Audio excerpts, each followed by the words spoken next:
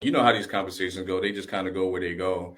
But one of the things I do before we really get into the conversation, Devette, I want to jump back to something you said when you were talking about term life, right? So the Uh-huh. numbers kind of fluctuate.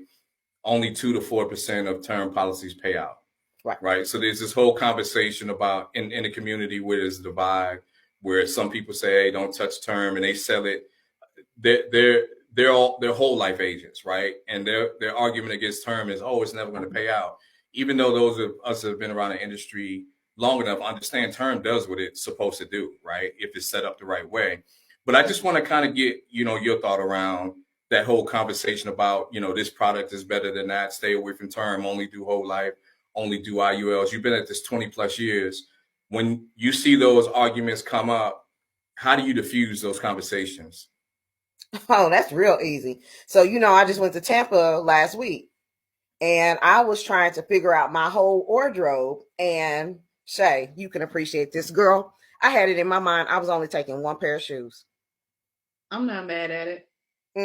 I am, because it's impossible. You cannot you cannot walk around the airport in a pair of heels, and you cannot go to dinner in a pair of flats. I'm just sorry. That's That is true. just okay. That's true. So But the what did same. you go to Tampa for? Tell us what you went to Tampa for. Make it make sense. I'm sorry. Oh, so I You were went a for a conference? business meeting. No, I went Okay. for a business meeting, and Okay. as it happened, my flight landed at 11, and you can't check into a hotel until 4. So I got off the plane and I went to the beach. So that was another pair of shoes because I needed some sandals. Nice. Okay, here we go. Nice. But my whole point behind saying that is I'm never going to get on a plane with just one pair of shoes. I'm going to have at least a pair of shoes that I can be able to walk around the airport with. I can walk on the mall. I can go shopping, do everything that I need to. I'm going to have my tennis shoes. That's going to be my whole life policy. That's going to be my permanent policy. That's going to be with me for the rest of my life. It's there. It's more comfortable. Now, the other one is going to be my term. And I also have term insurance as well. That's like my heels. That's my stilettos. They're here for a good time, not a long time.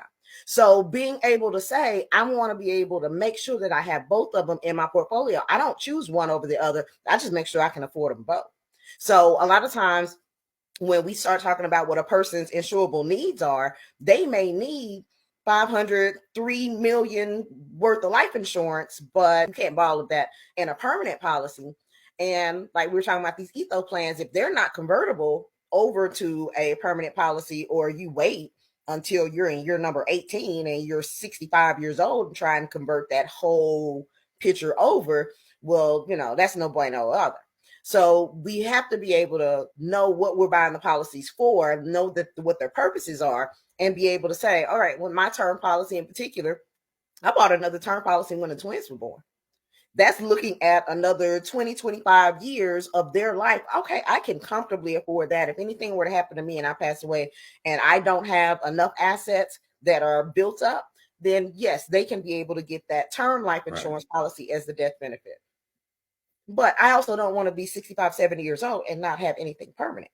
Mm-hmm. And that's what happens to a lot of our families, our parents, our grandparents, that they had life insurance through the job or they bought this term policy. And as soon as they turn 70 years old and the premium goes from $500 a year to $5,000 a year, and they're in retirement in a fixed bucket, then fixed income rather, they can't afford that policy and they let it go. And then they come back to me for a $10,000 final expense policy, and I'm still making them pay somewhere close to $200, $150 a month.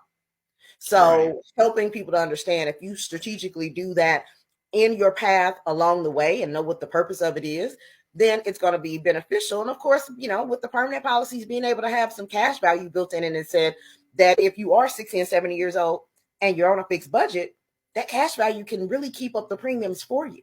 So, you could miss a payment or two. That's why I will never get on a plane with less than 2 pair of shoes. I will never have less than 2 life insurance policies, and I think I'm up to 8 policies on myself personally. Right.